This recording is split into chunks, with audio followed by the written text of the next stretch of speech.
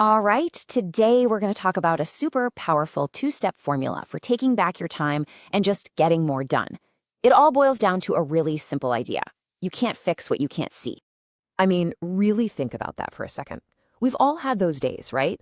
You're buried in meetings, your inbox is a disaster, and at the end of it all, you're totally wiped, but you can't point to one single thing you actually accomplished.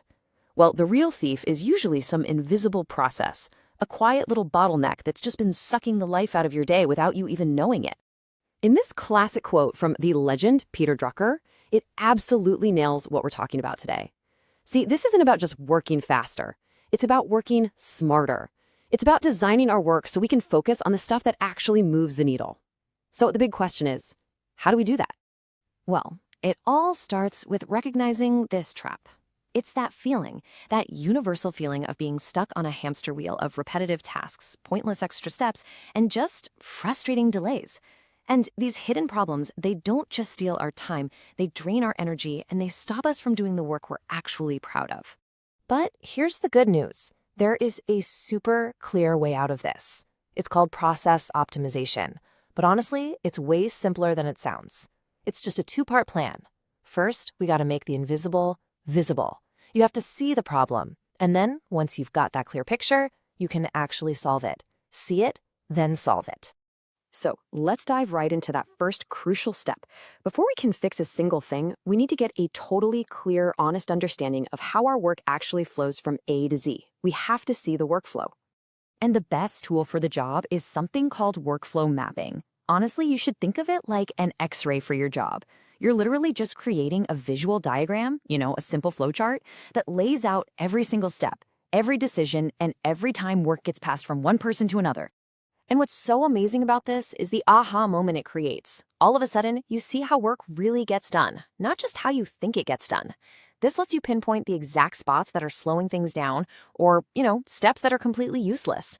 And just as important, it makes it super clear who's supposed to do what. So how do you actually do this? It's a pretty straightforward 4-step deal. First, just pick a process, maybe one that's super important or one that you know is a total pain. Second, go on a fact-finding mission. Talk to the people who actually do the work. Third, draw it out. A simple flowchart is all you need. And fourth, play detective. Look at your map and hunt for the weak spots. Where do things always seem to get stuck?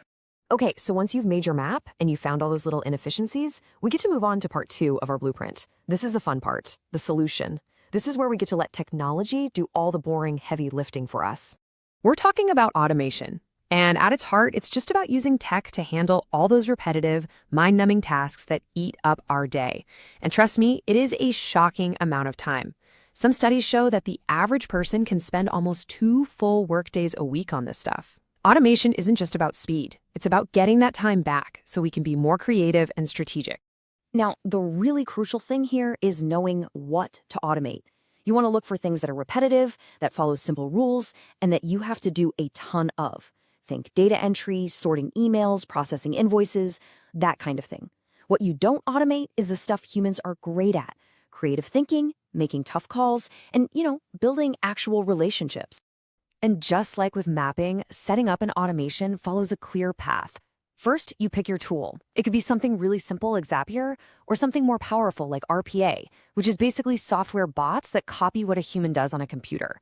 Then you lay out the rules, you test it to make sure it's working right, and then you just keep an eye on it to make it even better over time. Now, this is where it all clicks together.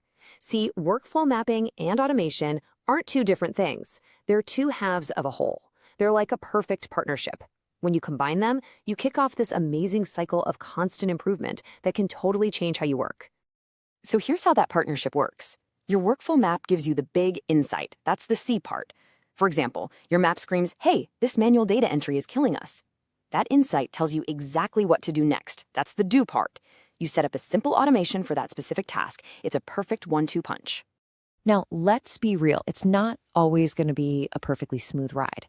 Sometimes people don't like change. So the key is to get your team involved from day one. Maybe you don't have a huge budget. That's fine. Just start small with one thing that will make a big difference. Or if the whole idea feels overwhelming, just start with the simplest, most annoying task you can think of. So there you have it. That's the blueprint. See your work to find the friction, and then use automation to smooth it all out. It's this fantastic cycle that just gives you more time, less frustration, and way better results. So the only question left is, where do you start? Let's make this super real. Forget about changing the entire way your company works right now. Just think about your own day. What is one tiny, repetitive, soul-crushing task that you do over and over again? What if you could automate just that one thing this week and get back 15 minutes every single day? Because that right there is where this whole revolution starts.